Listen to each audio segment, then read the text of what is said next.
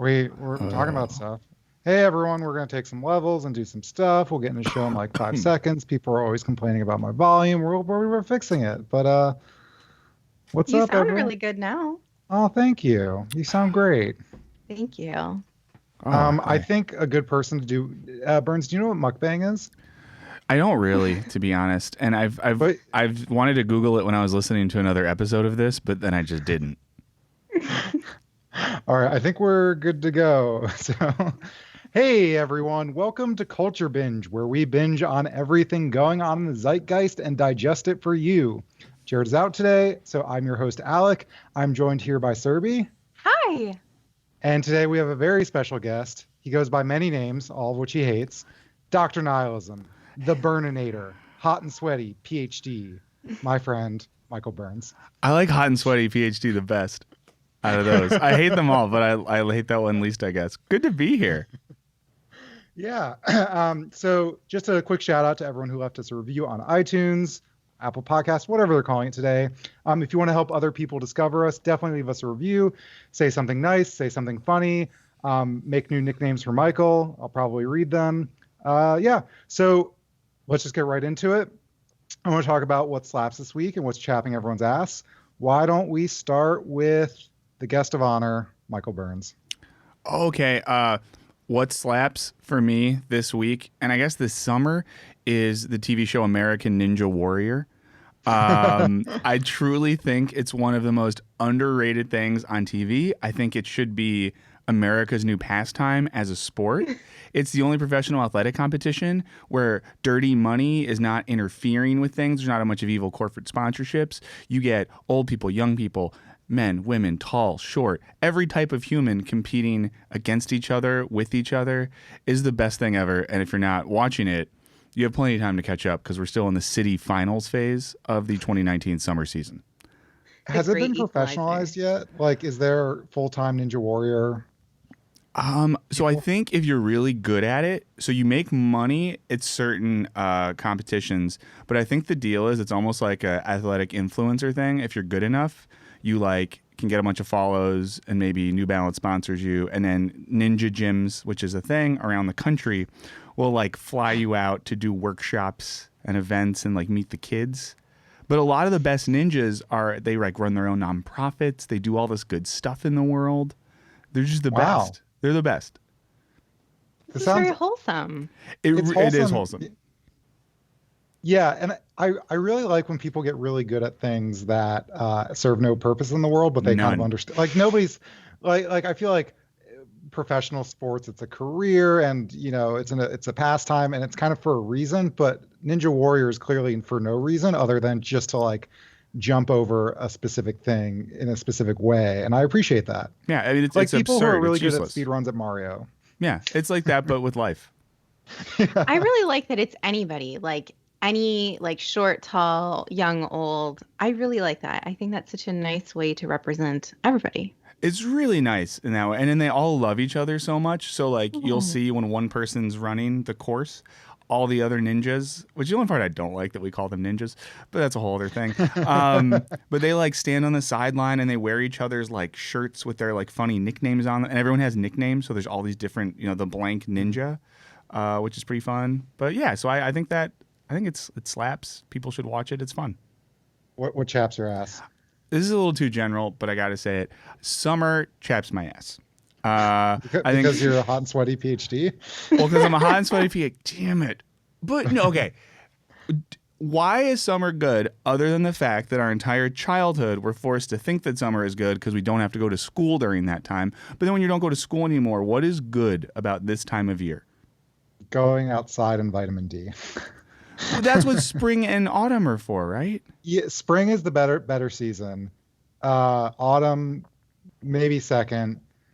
Yeah, I don't like when it gets super hot, but I like doing outdoor things. You seem kind of like a shut-in, so maybe that appeals to you. No, I like doing outdoor things. Well, we but- live in Southern California, so I feel like we get the sunshine all year round. So for me, like the summer doesn't make a difference anymore ever since I graduated from like, I think college. Now I'm just sort of like, it gets hot. Yeah. I prefer the spring and autumn. And the media industrial complex is like, enjoy summer, have fun, get out there, have new experiences. And it's like, no, it's so hot. Yeah, get skin cancer on the beach. See? So yeah, this summer, I just don't like it. Before we get into Serbies, Dudeby's always donating. Thank you. The only ninja I indulge in is Ninja Gaiden on NES. So thank you for that donation. Thank Uh, you. Serbi, what about you? So I just learned that season 2 of Jack Ryan will be arriving on Amazon Prime soon, and I'm very excited because I loved season 1. And that's with Jim from The Office, right? Yes. He And has that a really name, slaps. and I don't know what it is. Jack Ryan? No, Jim from The Office. What's his name? Oh, John Krasinski. John Krasinski. Where does this season what- of Jack Ryan take place? Do you know? Or do we know? no, I think I just saw a thing that said like coming soon or something like that, or just like a I feel like I little heard it's thing. Venezuela, which sounds so interesting. Jack Ryan in Venezuela. Jack Ryan anywhere sounds interesting. So what chaps this week? I'm in a bit of a book slump, and I would appreciate recommendations for fiction novels from our wonderful viewers and listeners. I feel like I've been picking up a lot of books, and then nothing has really been catching me. So if anybody has anything great they've read recently or really any time in your lifetime, please let me know in the comments. Yeah, that sounds awesome. I just read Recursion by Blake Crouch, which was very enjoyable but clearly garbage, kind of like in a Dan Brown way, although I've said that to other people and they highly disagree. But anyway, so for me, what slaps is I got to see Thundercat and Kamasi Washington live at a music festival this weekend. Also, Herbie Hancock's on Raw, Tank and the Bang, is a lot of great people. For anyone who doesn't know, these two musicians, like Thundercat is like a bass virtuoso who's kind of like funk jazz and he's just fucking weird. And Kamasi Washington is like a really good jazz saxophone player, but they're very wisecrack because they're these really well respected musicians and like jazz and funk musicians. But like they just make songs about Dragon Ball Z and Street Fighter. So like Kamasi Washington has a song called Street Fighter Moss, and the music video is all about someone like him challenging someone in a game of Street Fighter. When I saw Thundercat, he was wearing Goku socks and has songs about how it's called Friend Zone, where he'd rather play Mortal Kombat than hang out with certain people. So they're awesome. Empathize with that. Rad. Yeah. And doesn't Thundercat also have a song about his cat and how he just wants to hang with his cat? I think he's got a lot of songs about his cat. Yeah. Because I didn't realize this listening to him, but his name is Thundercat, so when he says cat, maybe it's about him. I think it's just about his cat. He's so good. And he's got a song called Tokyo, which is all about his weird fucking adventures in Tokyo, usually going to anime stores. But anyway, what chaps is at this all-day music festival where there was no re-entry. As some listeners might know, I've been really into AliExpress. I haven't bought a ton of stuff on there, but some people I know are really, really into AliExpress and buying cheap shit from China for like $5. And this person bought a pair of shorts that didn't fit them, so they gave them to me, and I wore them at the Jazz Fest. And immediately, whole rip in the crotch of this festival that I cannot leave in the beginning of the day. So I was just like rocking out, not with my cock out. That's too graphic. Well, you had underwear on, right? Huh? Sorry? Did you have underwear on? I had underwear on. Okay, but that's good. the hole kept getting worse and worse throughout the day. So don't buy shorts on AliExpress, everyone. Sounds like a good time. Makes things really convenient. Anyway, before we get into the topics, we got a lot of good stuff to talk about: loneliness, psychedelics, allegedly, and other great stuff. I wanted to talk about Medium for a second. So it's our first ever publication. For anyone who doesn't know, Medium has all these great, usually long form articles. They've been giving us a ton of great support.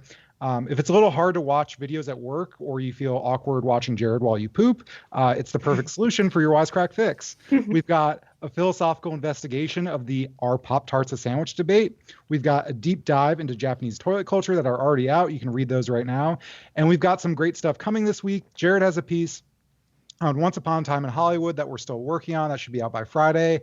And today, we've got another piece coming out on Nicolas Cage's greatest role, aka Vampire's Kiss. For anyone who's seen that Wisecrack edition video, it's a little bit of a supplement to that. We use some of those concepts. We go to medium.com/Wisecrack, follow us. We're also posting the articles on Twitter at Wisecrack, all that good stuff. But yeah, that's my spiel. So with that being said, Serby, what do you have to talk about this week?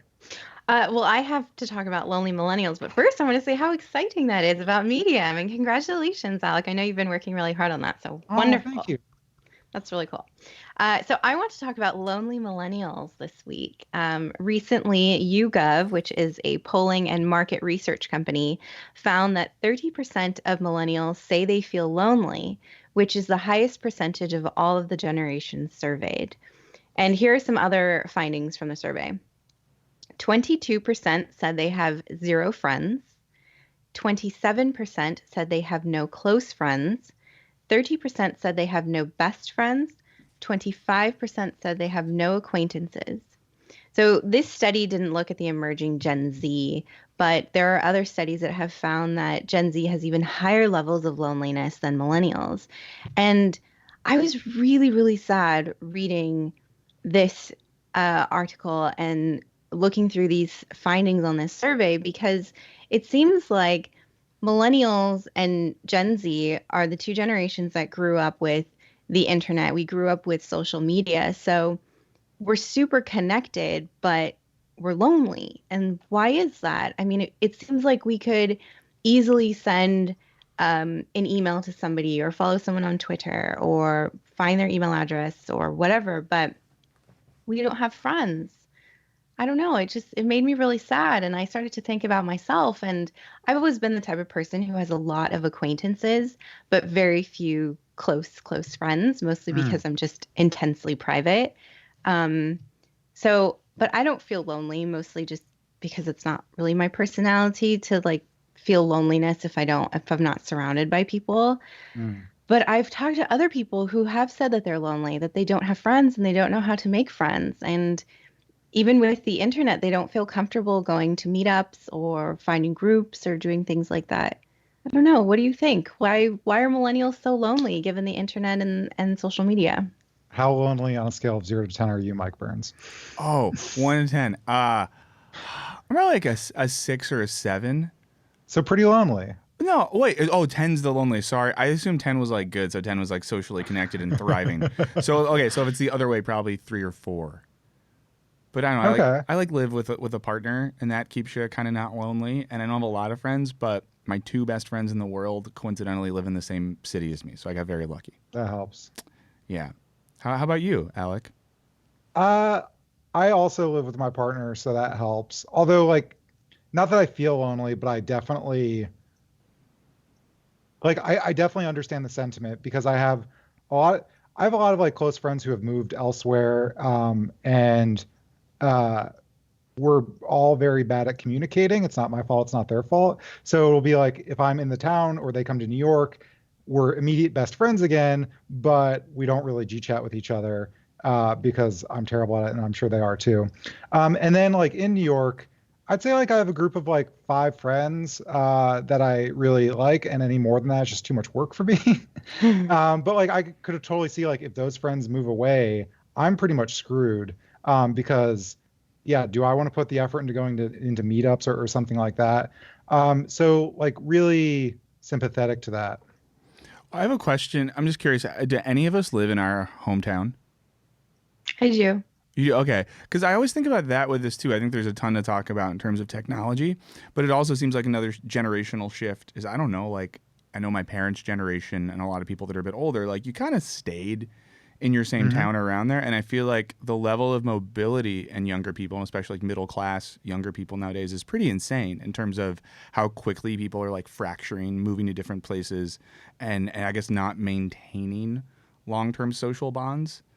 Does that come up in any of like the literature about this at all, or is it mostly focused on the internet? Yeah, it was mostly focused on the internet. They didn't say anything about that. I do think that is true. I also think there was something I read that said, because this was an unrelated article, but it said something like because millennials were slow to start their lives because of the recession and things, their romantic relationships were slow to start. So loneliness could be a factor because they don't have significant others. So it might not just be friends. It might just be they're not pursuing like marriage and dating and things like that.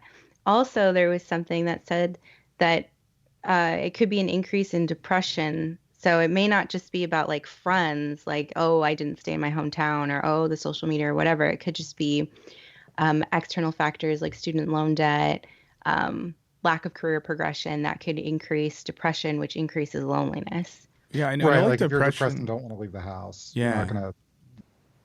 Well, because like depression and anxiety have been on the rise for like, if you look at some chart somewhere, on the rise at a steady pace for a while now. So it's just like a chicken or the variety of different eggs around a thing. Like, is it economic conditions, social conditions, technology, mental health issues, financial instability, student loan debt, your favorite TV show getting canceled? Like, So the technology thing is interesting because when you told us that you were bringing up this topic, I was reminded of a book from 2000.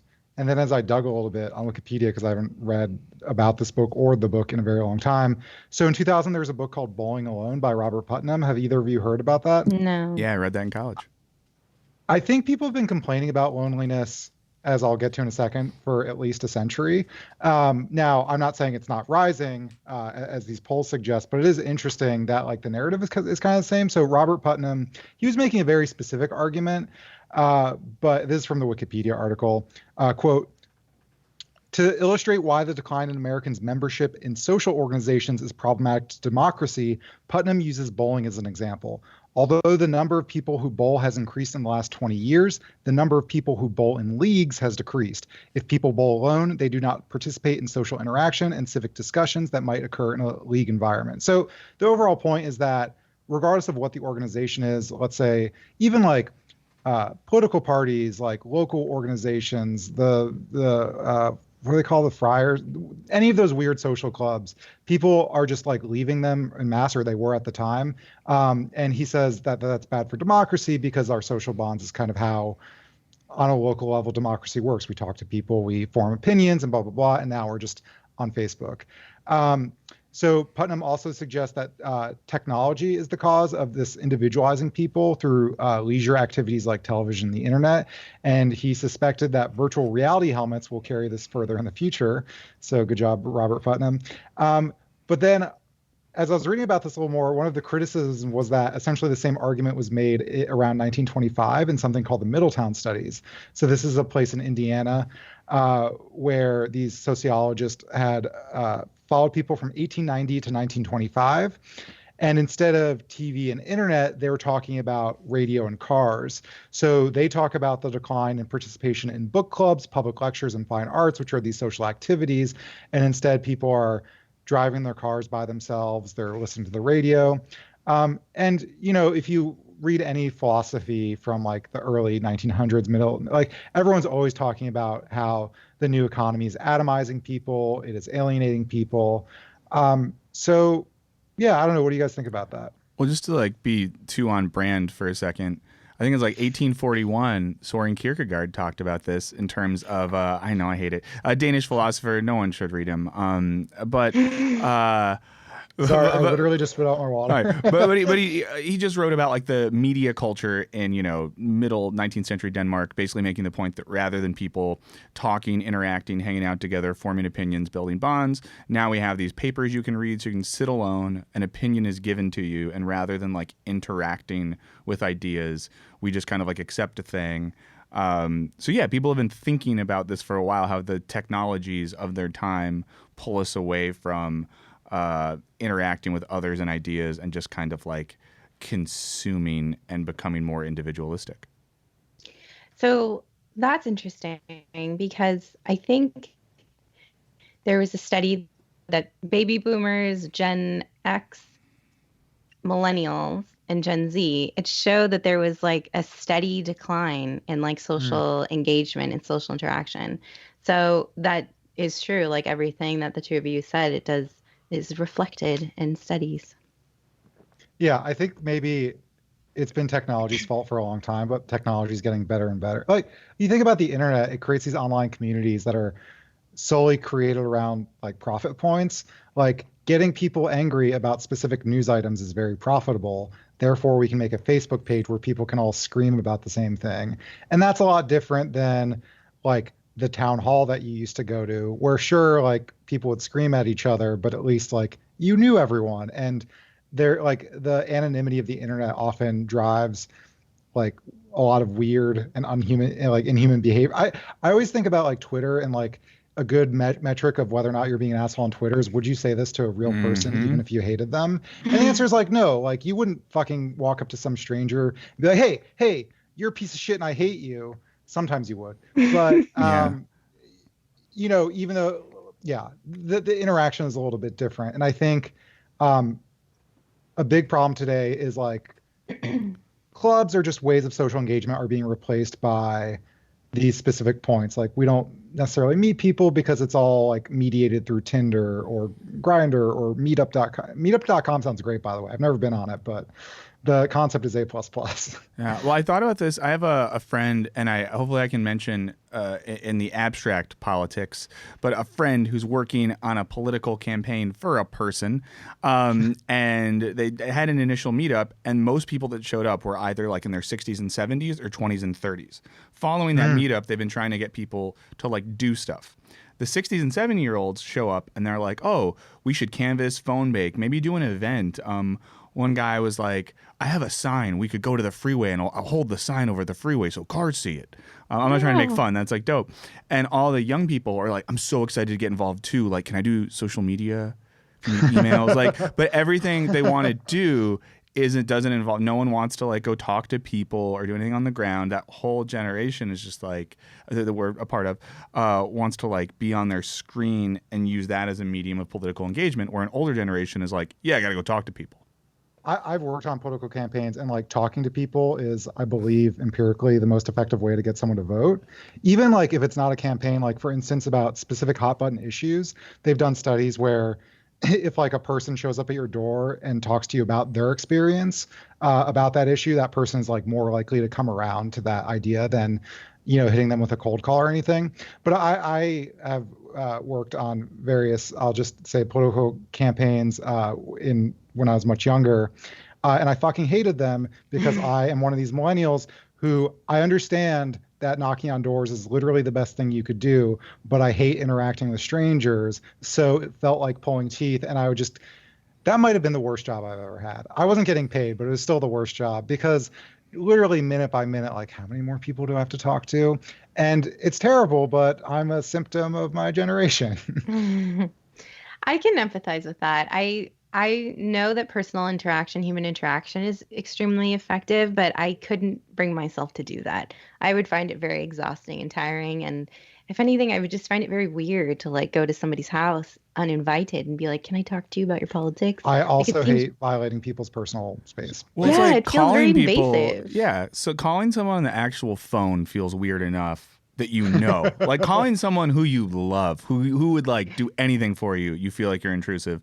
To show up at the house of someone you've never met in your life, knocking on the door, the level of anxiety, like I feel it now thinking about doing that, and it feels bad. But I guess we got it. Anyway. So one thing I do want to note that I just thought of while we were talking is that maybe millennials maybe they're just lonely right now because mid-20s and mid-30s is a time of great change. Like you're graduating from school, you're meeting people are moving away, there's a lot of job change. So maybe it's not even just about this generation, it's just about this time period in one's life. So I'm curious, Gen Z, if we study them at the same age bracket, how would they feel? Like, would the numbers be similar? Yeah. Well, I guess too, it's weird that people used to marry and reproduce a lot younger. So maybe you didn't have the like late 20s, early 30s. What am I doing? Children anxiety. are your best friends. Yeah, because you were like, I get to sleep 4 hours and a little monster pooped in a bed. Yeah. Anyway, let's move on to the next topic, which is Dr. Burns, PhD. Sorry, I was trying to think of a new nickname, and I just it's hard. You put a lot of pressure on yourself there. Let me do that again. Let's just go to Dr. Sweaty, PhD. What do you got for us today? Okay, so I think this actually relates, and I'll say why, to your topic. So very interested in the return of, I guess we could call it like psychedelic culture in general, but in particular, even like the Grateful Dead in particular. Give you a few examples. One, this week at the Philadelphia Eagles, that's a football team, their training camp. It was a big news story because one of the players, Malcolm Jenkins, so all the players get to pick the music that gets played at practice. And it often tends to be like rap music and maybe some contemporary rock music. Well, there was a 10-song Grateful Dead live playlist playing at Philadelphia Eagles practice. Some of the other players eventually complained from this one player. So like that, that happened. Another crazy thing is if you look at any like lower high-end fashion brand right now, everyone's doing tie-dyed stuff and like psychedelic themes, and even like contemporary bands like Vampire Weekend is touring right now, and all of their merch has some like psychedelic theme or a 90s theme to it. And also one of the highest grossing rock tours of the summer was this like Grateful Dead revival called Dead and Company, which is the remaining members of Grateful Dead and John Mayer, like someone we don't normally think of. Yeah, it's well, actually, we can get into it. I went to their concert in LA as a good anthropologist, and it was a whole thing. But all of this, it was so much fun, and I'll say why in a sec. But but the other thing, I don't know if anyone's read the Michael Pollan book, How to Change Your Mind. Michael Pollan, author based out of Berkeley, has written about like food and culture a lot before, but did this big book on psychedelics and psychedelic research and the history of it. And there's also this huge interest in that, I think, both at the street level, but at the research level. So now substances like psilocybin from mushrooms and LSD and MDMA are being studied at like NYU, Johns Hopkins, a few other places, and pretty well-funded study. Where? Ketamine, yeah. Yeah. Cool. Alec wanted us to know that he loves ketamine, and it had to be mentioned. And he's on it right now, I can tell. But so all of this is like coming back right at this moment, and I find it really interesting. I'll say one quick thing and we just talk about it. But the thing that struck me when I went to this concert, Dead and Company, and by the way, if you go to a Grateful Dead adjacent concert, this is the thing I learned. People show up like 4 to 5 hours before. They set up little tents in the parking lot. They like sell food and trade handmade goods with one another. It's like a little like trade society. And then at the concert, I've never been to a concert where everyone is so nice. The age range was probably 5 to 80. Everyone just like talks to everyone else. They like walk around and dance. Everyone dresses in insane ways. And when the show's over, people turn to you and say, "Good show, man." Like you were a part of it. But to me, like, I was like, why is this a thing now? My hunch is that it's a reaction to the sort of alienation that we were just talking about. That it represents some sort of like culture of togetherness. And in particular, it represents like a kind of non-ideological togetherness. Because if you look back to the late 60s and even like the original Grateful Dead stuff, like they were never a hyper political countercultural band. Like they were vaguely associated with hippie culture. Yeah. But there's, I guess Vice magazine had an article that came out yesterday about tie-dye culture and the Grateful Dead. And one of the reporters went to a show at Citi Field in New York. Heard of it, Alec? And there was a table outside that was Wall Street banker deadhead meetup things. So it was like, yeah, I don't know. But I don't know. I just find the whole culture around it very interesting. I've been obsessed with it for a month or so now. And it seems like it's at some weird peak where everyone's like writing and talking about it. It's weird to me because 60s counterculture was all about kind of like building community in an alienating world, right? Like free love, like we're going to solve war by all like screwing each other and doing drugs together and, not showering and living in tents and stuff like that. And these people all grew up to be Wall Street bankers. Not all of them, obviously, but that's why I was. So I feel like there was a hard turnaround that these are the same people who, kind of like betrayed everything they stood for. But now that I think they're older and retired and don't have to work those jobs anymore, those older people might be nostalgic for, they moved to the suburbs, got married and had kids and betrayed that legacy. But now they're like, well, now I'm retired and my kids are moved out. Maybe I can get back into it. And I think for younger people, it might be not nostalgic because they didn't experience it, but like, it's a nice idea to have a community rather around a band or even in the spontaneous sort of music-y way. That's cool. And also, I think maybe aesthetically, the tie-dye stuff is a reaction to like the minimalism that permeates everything, including like I was just reading an article about how every cafe looks exactly the same with like wood tables and Yeah. Edison lights and stuff like that. And so it's not always minimalism like Marie Kondo style. Sometimes it's sort of like the rustic industrial look. Yeah. And the opposite of that to me is tie-dye. Well, and then tie-dye has this handmade thing to it as well, Yeah. where like all of them are different and made differently, and like also too, I don't know, it's such like the aesthetic is so, I don't even know if hopeful is the right way, but it's like bright, it's loud, it's Cheerful. colorful, yeah. But like we live in a world where like all the news kind of sucks and like the planet's dying and all this sort of stuff. So it's like this complete reaction to all of that. I like the community aspect, and I think that's something I crave in my life. Whenever I've engaged with like a very strong community, leave feeling energized and happier and more excited. And it's always when I'm at like a concert or an art gallery or doing something that's related to fine arts. That's when I feel like there's a very strong, happy, positive community. Yeah, and it's so after I went to that concert of the Dead and Company thing with John Mayer fronting the Grateful Dead. Oh my gosh, I went to an event in LA as an anthropologist called LA Dead Night, and it's like a meetup for people that like the Grateful Dead. It's at this like pub, and there's a cover band who plays. And I went on my own. I was like, let's see what this is like, and it was I think the most social event I've been to as a stranger, as an adult. In terms of like, went in, got a beer, stood around. Within minutes, someone was like, "Hey man, what's up?" And like, "You go to any shows this summer?" And then within minutes, I was hanging out with this group of guys, two of whom are like former gang members who got into the Grateful Dead, turned their lives around, and are now history teachers in public schools in like kind of rougher areas of Los Angeles. What? Yeah. Wildest thing ever.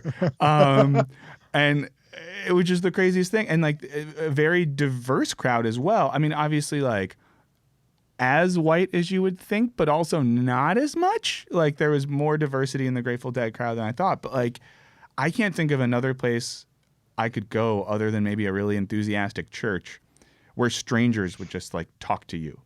This is also the perfect counterpoint to the music festival I went to this weekend. It was the Newport Jazz Festival. And it's very much like, I'll call it lawn chair culture, where like people set up with lawn chairs, but like kind of monopolize as much space as possible. It's almost like the suburbs of music concerts. So they'll have like their lawn chairs that are often too tall, and put out blankets that they're not laying on, sort of just like this like 8 foot by 8 foot square is mine, and you cannot sit there, and like nothing's going to be on it but get away from. Someone literally brought a coffee table, and they just sit there roasting in the sun all day, and they don't talk to anyone, and it's kind of like a war for space. And I mean, the festival is still great, but it's like the opposite. It's this like it's a bad vibe. But then up front is like the standing area, and there was actually this is just a weird story. He wasn't like a hippie proper, but you know those guys with like really long hair who are also balding a lot, and it looks a little awkward. He was so fucking into the music. I was kind of jealous of him for Kamasi Washington just being like, "Don't do this to me, Kamasi, don't do this." Like it was like a really weird orgasm. And then started headbanging to jazz and was whipping his hair in a circle. I'm a big germaphobe. Everyone should know I hate other people's bodily fluids. And so with every rotation, it would just it would spray me with some of his head sweat because it was very hot. Well, imagine 20,000 people like that in an outdoor venue together, and that's what one of these Grateful Dead concerts is like. This dude is clearly into the Grateful Dead. And the last thing I'll say about this is I think Jared has said this before. If anyone listened to our Westworld podcast, Kevin on there, he also did a song at the end of Aliens Guide video. He was also our lawyer, is in a Fish tribute band, which is functionally the same thing. And we went to his band. We went to his show one night. They're called The Great Divide. If anyone lives in California, and just set up alerts for Great Divide concerts, because Kevin fucking shreds on guitar. But it was a similar vibe, and people were there handing out flyers for the Grateful Dead concert. And everyone was super friendly. A lot of very young people and also very old people. Super friendly. Yeah, that's another division that I've learned. There's deadheads who are also Fish people. But then there's like dead purists who are like, no, that's not for me. Fuck those people. They're like, that's some liberal arts college bullshit. But yeah. Anyway, anything So else? Yeah, go Grateful ahead, Sophie. Sorry. Dead events seem to be the antidote to loneliness. So if you're a Yeah. millennial looking to meet people and, have a new community, find a Grateful Dead event near you. Yeah, and I'll just quickly say, if you're interested in any of this, there's a bunch of full concerts on YouTube from the summer tour of Dead and Company. And then even on Spotify, there's live concerts from like the 60s to the 90s from the actual Grateful Dead. Those studio recordings aren't that good. But I think it's worth listening to. I was shocked when I started listening to stuff that it's actually kind of good. Anything else? No. That was awesome. All right. Well, now I've got to talk about YouTube, my favorite topic to complain about. Have you guys heard about there is a group that is creating a YouTube union, but it's not actually a real union? Have you heard about this? No, tell us about it. Vaguely. All right. So a group of people who are frustrated with YouTube demonetization and the algorithm have partnered in Germany with IG Metall or IG Metal, depending on how you pronounce it, which is one of Germany's largest unions. They, I think, were formerly mostly metal workers, but now do a lot of like creative freelance unions. So these people are trying to fight and wage a campaign for a fairer YouTube called FairTube. They want mostly three things. They want transparency of the algorithm and how it works. They want a third party to sort of resolve disputes between creators and YouTube. And they want a group of creators to be an advisory board to them. And they sort of made this list of demands and mandated that Google has to respond by August 23rd, which they pretty much won't, or they'll kind of or they will launch the kind of nuclear option, which is to start litigating intensely against YouTube, which is the thing I'm more excited to see. So for anyone who's kind of like unaware of the backstory, there was a thing called the adpocalypse. This is not news to a lot of people, where I get confused what started it because it was a lot of little things, but part of it was PewDiePie did something. There was a Wall Street Journal article maybe about PewDiePie doing something shitty. Then Logan Paul making fun of someone who killed themselves in a Japanese forest. Essentially, these series of events happened with big YouTubers who were like kind of preferred advertising partners, and advertisers freaked out saying, what kind of Coca-Cola ads or what kind of content are my Coca-Cola ads going on to?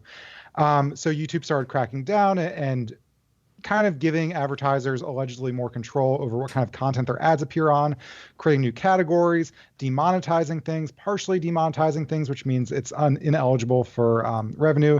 And we've talked about this before because they decided our history video about Hitler was not suitable for advertisers. So it really, it's frustrating for us, but I think for a lot of YouTubers, especially who are in like the history space, it is like probably one of the main factors to burnout, just understanding like, will this video arbitrarily get demonetized this week? Will I have to argue with like in a bureaucracy that I don't even understand? And it's like a Kafka-esque nightmare. And also just about how like the algorithm works. Like, will this get featured in people's suggested box? How does trending work? And I think that uncertainty leads to a lot of the problems you hear about as like often famous and smaller YouTubers complain about burnout. So the things that is their nuclear option that they're going to litigate is that right now, if you're a creator of YouTube, you're not an employee. Obviously, you're kind of like a freelance contractor, whatever. A lot of people for companies like Uber drivers are contractors. They're not employees. And that just means you don't have to pay benefits. You don't have to sort of pay certain taxes associated with that, including just the regular employment tax, but also Social Security and do all that withdrawal and all kinds of stuff. Those laws are even more strict in Europe, which is where they're based out of. And they're saying they're going to try to claim that YouTubers are employees of YouTube, at which point YouTube's business model would go away, right? Like, can you imagine every single person with a YouTube account would all of a sudden be an employee? And also, it kind of, in Europe at least, it works backwards. So if you lose this lawsuit, people are retroactively declared employees in which they owe all these back taxes all of a sudden, back wages and back benefits. And Europe also taxes people a lot more heavily than they do in America. So that's number one. So the other one is there's the German privacy law, GDPR, which essentially says you have like a right to request data that companies have about you in Europe. And they're saying that the essentially Google's algorithm is data about you and the content you create, and they're going to sue, claiming that under the GDPR that YouTube would have to give out the data that they have on people's content, including like how it's ranked or how it's classified or why it's classified that way.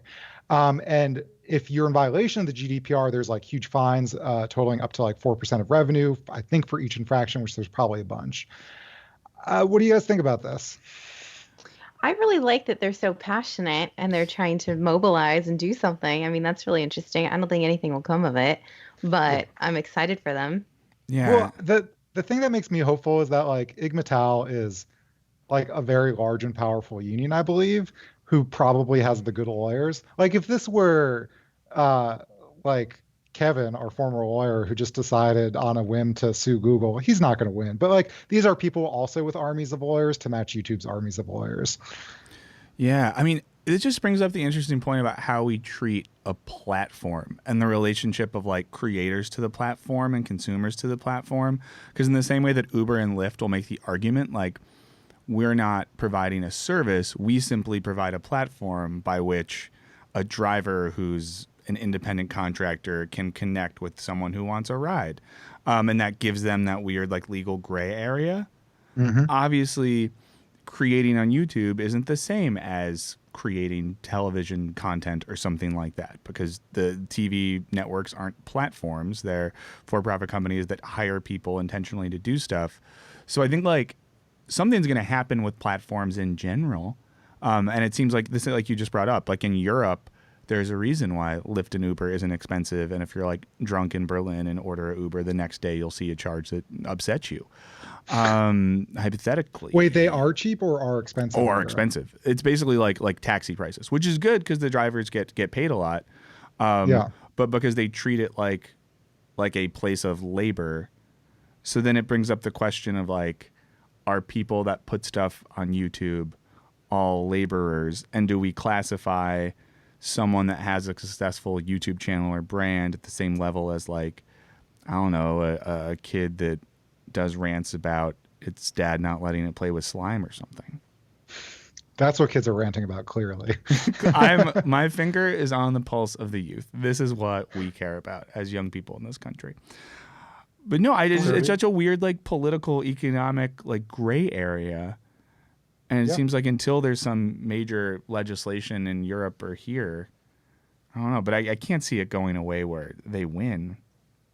I mean, the employment things to me seems like frivolous, because I'm totally sympathetic to the Uber argument. I'm like, YouTubers are not employees. However, the GDPR thing, I don't really understand the GDPR. That sounds maybe like a winning argument in my very uneducated mind. Serby doesn't think it's a winning argument. Why not?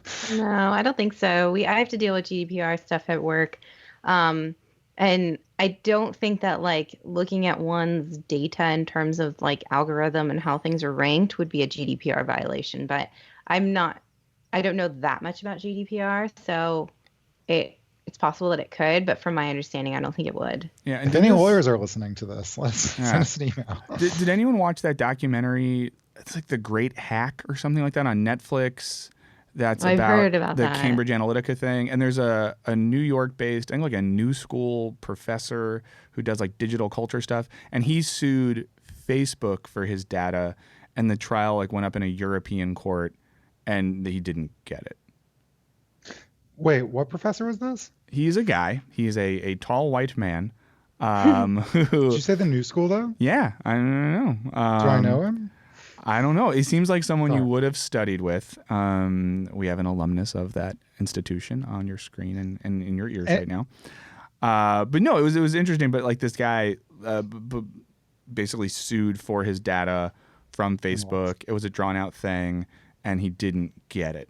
And I don't know. And I know the trial was in Europe, so I assume it was a GDPR 5.9 thing. And he didn't get it in that instance. Yeah. Okay. I was so nervous about getting it wrong. But it seems like it's a related issue, and that guy at the highest level of court couldn't get his data. The only other thing I really have to say is like I do think the idea that like even that I'm an employee of YouTube, I'm an employee of a company that is on like is Wisecrack an employee of YouTube? I think it's weird, but I do think platforms are stretching the boundaries of like.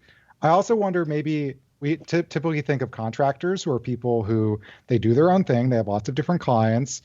They set their own hours. They're not necessarily supervised by the client, except in that like they have to make the client happy.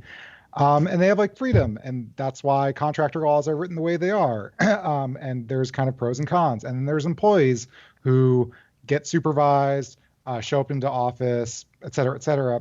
But I think with platforms, I wonder if it's like, I think we're arguing about which one of these things it is, but I wonder if it's just breaking the definition in that like maybe we need new classifications. I don't know. It's just a random thought I had. No, that makes sense though, because some platforms operate solely as I don't know. I think like something like SoundCloud, pretty simple.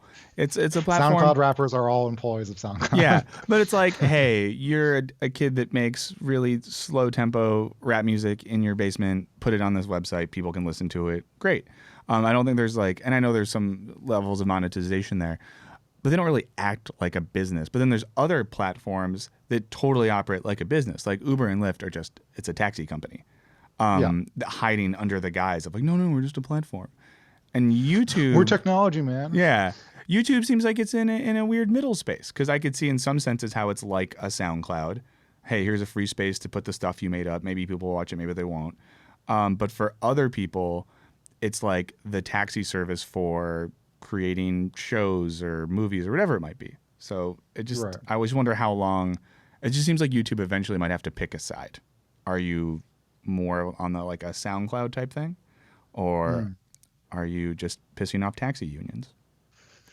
I don't know much. I've always viewed YouTube as more of a SoundCloud, but I'm not deeply involved with YouTube to know like if there's a difference. But I see it more as just anybody can upload content, like anybody can contribute to YouTube. I think that's what it is at its best, right? I think it's just like the primary way if you make media to find an audience. And so it's, like if you want to make content on the internet, you have a few choices, and like YouTube is half of them.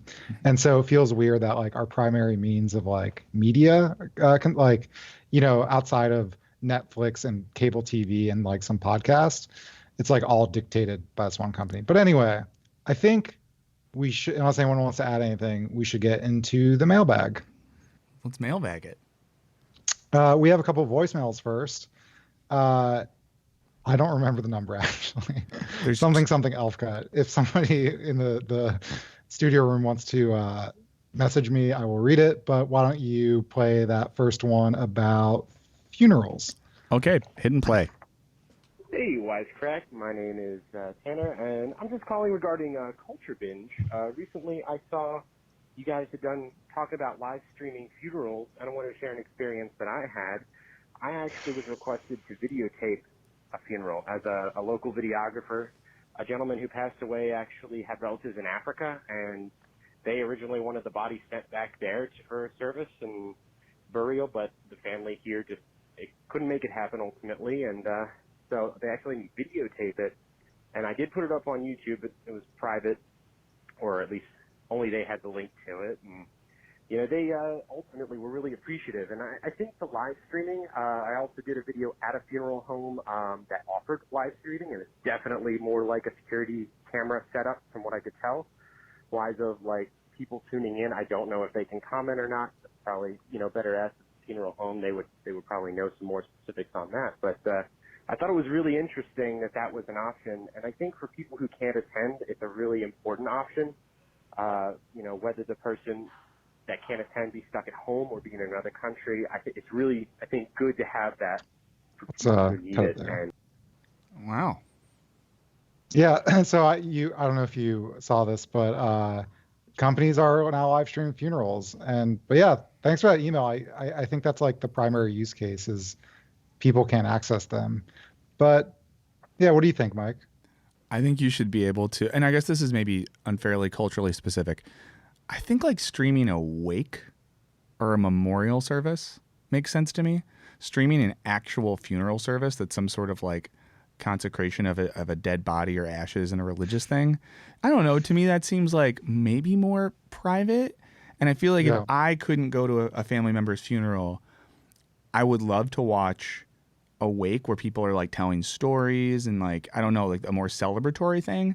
I don't think I'd be interested in watching an actual funeral service in a more religious context. But I'm not judging those who would. It's just something I think it's a little weird.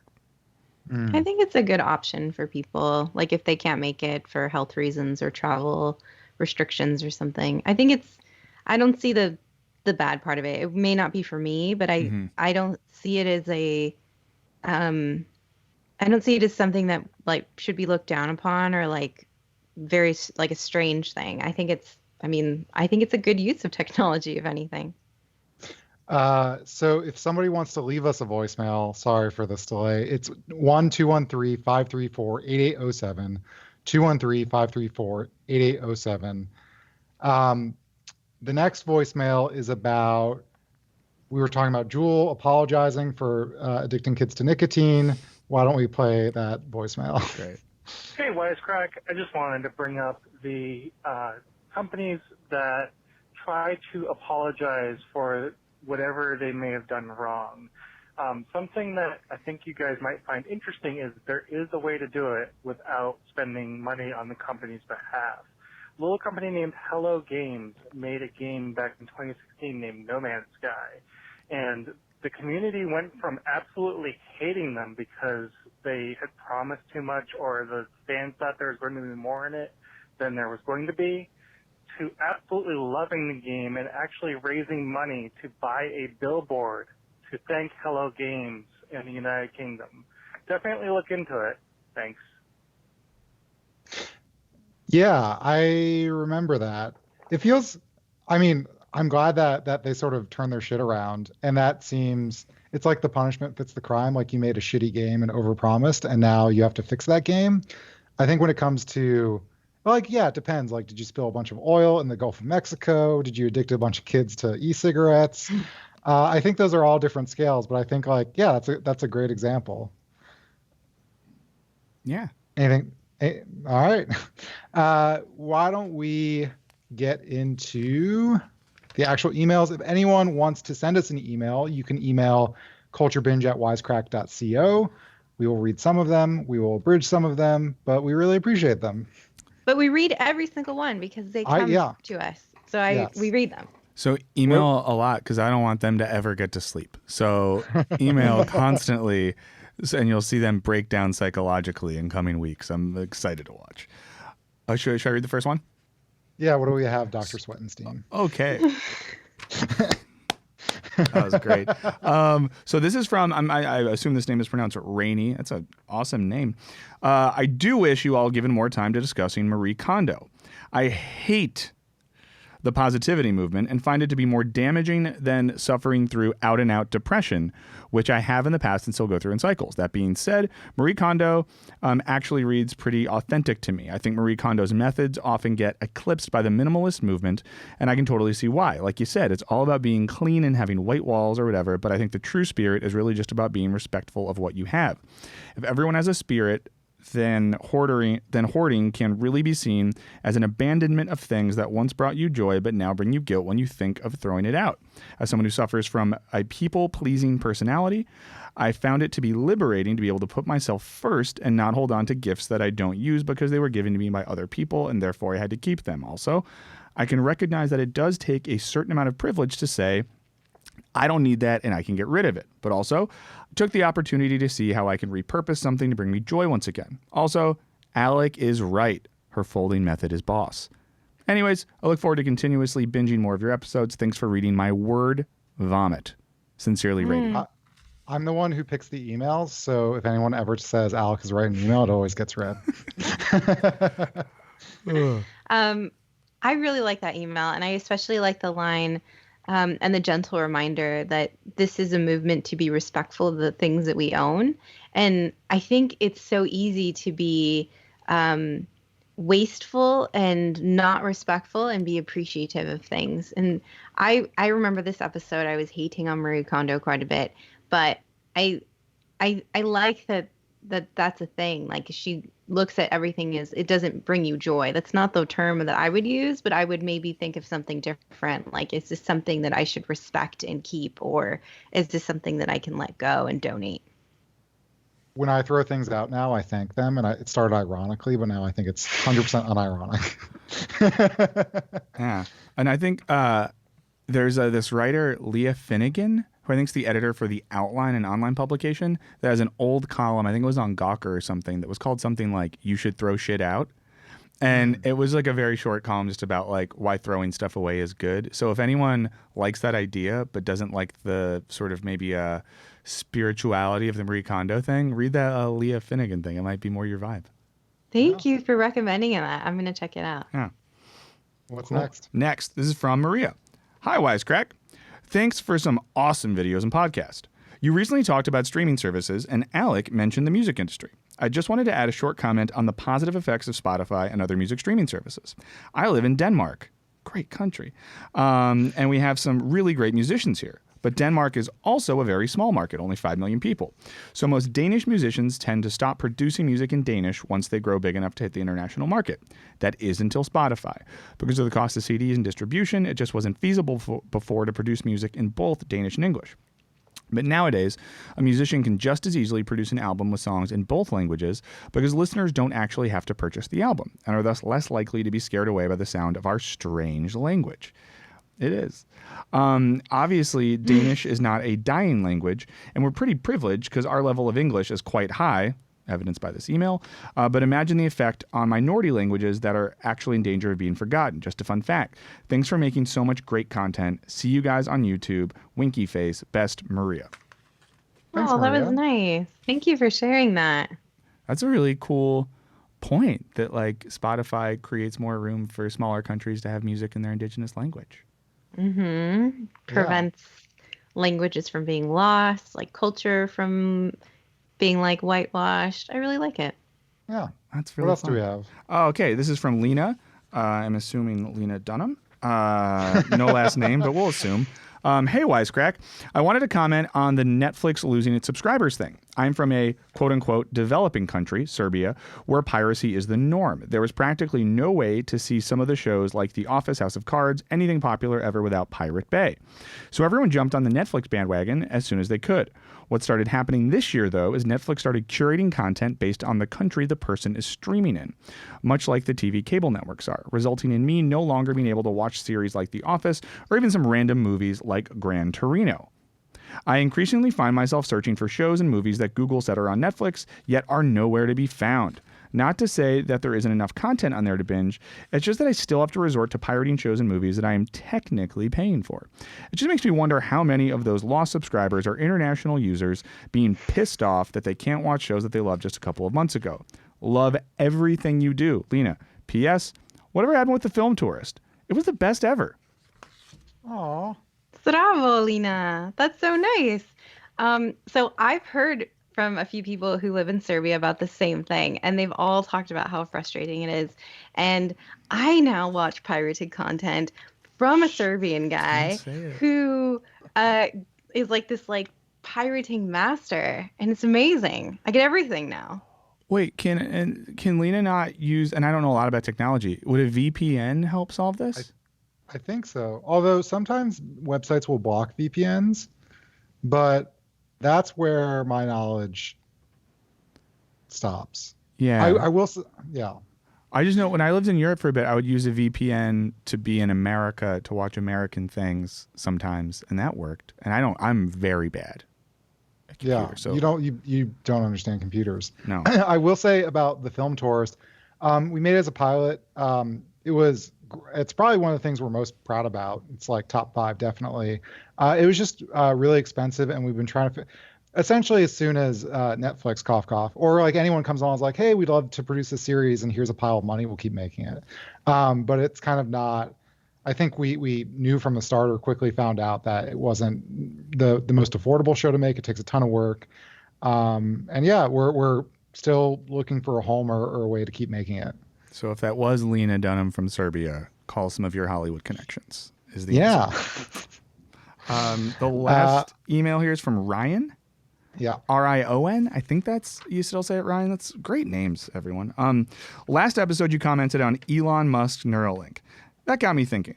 Would you say in recent years there's been a decline in an optimistic future, like 50s, 60s retrofuturism, which now has become pessimistic futurism, like we see in shows like Black Mirror? As stated on the last podcast, a lot of time was spent considering the possible destructive consequences of technology like the Neuralink. Is the present zeitgeist for this generation a pessimistic one, considering factors like global warming and or recent political unrest in the United States that has made this generation the pessimistic generation? Short version, is this generation any more pessimistic than previous generations that perceive the future and technology with more optimism? It's hard for me to say. I grew up in the 90s, and as a kid, and maybe this is just lies people told kids, but kids were told that everything would be super dope, and it's not. So like, are these just lies adults are telling kids, or what? Like, did the adults think this as well? But I was thinking about sci-fi specifically. Pessimistic sci-fi has always been out there. A lot of the best sci-fi is there's I haven't read it, but I've been meaning to. I think it's called Help I Have No Mouth and Must Scream. It's about like an AI enslaving humanity. A lot of shit like that. But then you look at, in the 60s, the original Star Trek, which is like the most optimistic future you could ever imagine. There's the Jetsons, which is just the premise that, you know, we're going to have jetpacks and it's going to be dope. And I'm not watching a ton of kids content, but I can't necessarily think of anything like that anymore. Can you guys think of any sort of optimistic sci-fi out there? Not really, but would one distinction be that like a lot of the distinction is always between who has the stuff? What do you mean? Like in sci-fi, as someone that knows not a lot, but when we think about technology in the future, if it's like a optimistic view, it's more of like an optimistic view of society in which good people have access to the technology. But pessimistic views are almost like political critiques of what would happen if the quote unquote bad guys got the technology. Or is that just maybe a dumb point? It could be both. So like, I just read Dune, and it's like it's a dystopia because it's like there was some war against computers, and now there's like a neo-feudalistic society, I think 20,000 years in the future, something crazy. And there's like cool technology there, but it's not like everything is screwed because of technology. It's more screwed because of the political system, which could easily exist today. With like, so there's that. Star Trek, like there are people who have access to bad technology, but like the good guys with the good technology beat them. And Star Trek has kind of evolved, but at least in the original series, that's true. And then, this book Recursion, which again is very entertaining, but I wouldn't call it a good book. The whole premise is that there's this like essentially time machine that's invented. Sorry for spoilers. And it keeps ending in a loop of people dying in nuclear holocaust. So the basic premise of that book is like, don't trust humans with technology. So I think it is sometimes and sometimes not, right? But I don't think there's a ton of optimistic, like the Jetsons isn't sci-fi. It's just about people in the future with jetpacks, but like the future seems pretty cool. And I can't even think about anything like that. I could be wrong. I could be missing something. Yeah. And maybe it just wouldn't be that interesting, like a movie where it's the future and technology made everything really great and we just watch people enjoy their lives. Yeah. That's like what daydreaming is for. Well put. That's all we have for today. Thank you everyone so much for joining us, for donating on the live stream if you did that. Just a reminder, go check out medium.com/wisecrack. I spent a lot of work into it, so you better. No, I'm just kidding. It's really great, and you're going to like it, and you should read it on the toilet because that's the best place to read articles. Michael Burns, do you want to be found on the internet? Do you want to shout out anything? Oh, you can find me on Twitter and Instagram. I think it's just some combination of Michael and the initial O and Burns. I'm places I think I'm findable. Okay. Or don't. Okay. Or don't. You can find Wisecrack at Wisecrack. I'm at Wisecrack Alec. I think Serby doesn't want to be found on the internet, so that's cool too. Well, no, do you want to be found on the internet? I have a Twitter now. It's Suri Patel 22. If you All want right. to tweet me, and we can be Twitter friends. Yeah, be Twitter friends. That sounds awesome. Thank you so much, everyone, for listening. We'll see you next week. Bye. Bye.